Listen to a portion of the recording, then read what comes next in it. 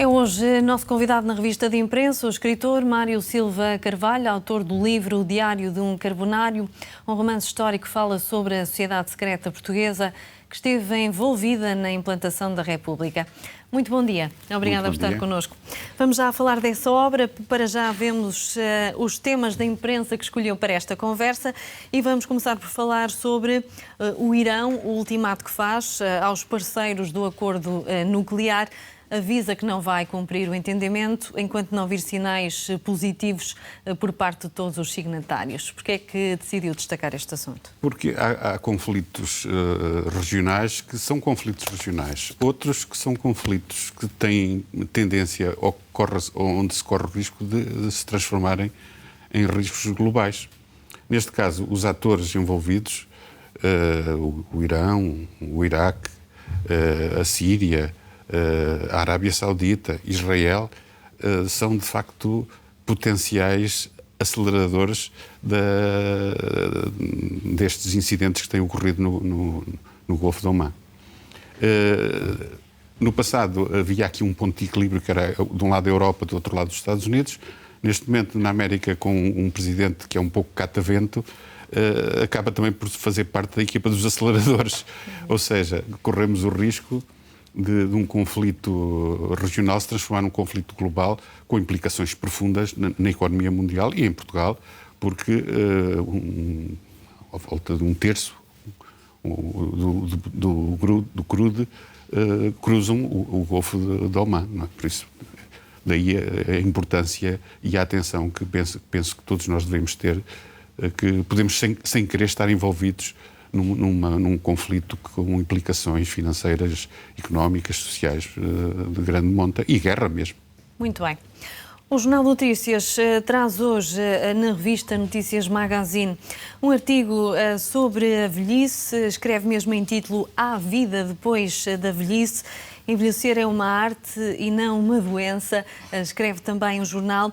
São histórias de quem aproveita a reforma para começar de novo e também gozar a vida. E o Mário Silva Carvalho é também um exemplo disso, uma vez que foi bancário, começou a escrever depois disso e não só, tem também outras atividades e gostaria de abordar essa questão. Eu escolhi este tema porque sou reformado. E porque, de facto, há vida depois da morte, mas há a vida depois da reforma, por isso há vida na velhice, mas sobre a vida depois da morte não tenho tanta certeza. Mas eu penso que é muito importante todos nós, quando atingimos esse patamar, organizarmos-nos em termos de criar um padrão de vida novo. Uma coisa que me impressionava quando trabalhava era a visita de antigos colegas que tinham uma necessidade enorme de voltar ao local de trabalho e nunca eram muito bem recebidos, porque no trabalho nós estamos envolvidos na luta do dia-a-dia e por isso as pessoas, um reformado já não está ali a fazer nada. Passa a ser uma visita, não é? Passa a ser uma visita. De trabalho. Quando eu me reformei, pensei, eu nunca mais volto ao meu local de trabalho e não voltei. E organizei-me. Eu trabalhava no Porto, mas como não sou originário do Porto, regressei às minhas origens e posso dar o meu testemunho nesta procura. Tentei dividir o meu tempo entre a escrita. Eu sou licenciado em História como bancário. A aplicação do curso não tinha grandes funções. Por isso, voltei ao estudo da História. Do estudo da História entusiasmei-me e comecei a escrever. E escrevi alguns romances históricos, porque é a área em que me sinto mais à vontade. Mas não fiquei por aí. Também me dedico à agricultura. Uma agricultura desportiva, porque a agricultura profissionalizada, intensiva, obriga, de facto, a investimentos e a ter uma dimensão. Não, eu faço pequenas coisas. Plantei árvores de fruto, tenho oliveiras, também tive vinho, mas depois desisti, porque à medida que os anos vão passando, e eu já tenho se chegar a agosto farei 71 anos, há culturas que nos dão o espaço para um pouco de preguiça. Há outras que não. A vinha é uma delas. Na vinha ou se tem o cuidado no dia certo ou se pode perder a colheita. Por isso eu dedico-me a uma agricultura desportiva. de ocupação temporal, agradável, nesta altura as alfaces, os tomates, coisas simples, e a escrita. São, de facto, duas ocupações. E é muito importante. E tenho uma terceira ocupação fabulosa, que é ser avô. É também é uma ocupação. É uma ocupação que leva tempo. Leva tempo, mas que encanta, não é?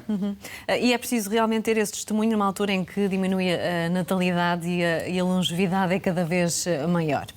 Muito bem, falamos também de Mário Cláudio. O escritor está a assinalar os 50 anos de vida literária com um novo romance e faz considerações numa entrevista ao Jornal de Notícias que gostaria de sublinhar também aqui. Eu li com muita atenção. Eu gosto do Mário Cláudio, escritor, e sou leitor, mas eu gostei muito desta entrevista em que ele assinala a precariedade da vida, a imortalidade que alguns escritores julgam que está ao virar da esquina é uma utopia.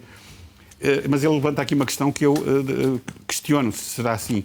Ele diz assim: ninguém se lembra de um autor pimba ao fim de poucos anos. E dos outros? Alguém se lembra? Eu diria o seguinte: hoje encerra o maior evento literário do país. Encerra a Feira do Livro em Lisboa. Eu estive a ler os jornais à procura dos temas para esta nossa simpática conversa. Não vi uma... Pode estar cá, atenção. Não vi uma notícia sobre o encerramento do maior acontecimento livreiro do país. Não há nada que salta à vista. E, de facto, as editoras, os escritores, fazem um esforço enorme, tanto em Lisboa e depois em setembro aqui no Porto, de divulgação. De facto, ser escritor...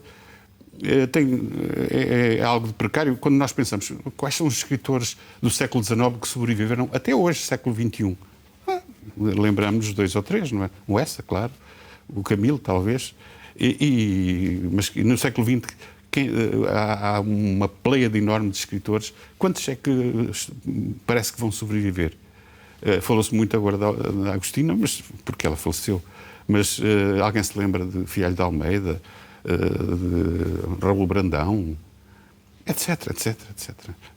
Já para não esquecer dos pesos pesados, Aquilino Ribeiro e Ferreira de Castro. Gostaria que fossem mais lembrados os escritores. Não, isso tem a ver com a nossa cultura, tem a ver é um assunto muito mais complexo, muito mais profundo, não é? Nós, com certeza, a nossa falta de memória não é só na literatura, também na história, também, enfim, na sociedade. Por isso, eu diria que a literatura deverá estar a par das outras atividades da nossa sociedade, não é?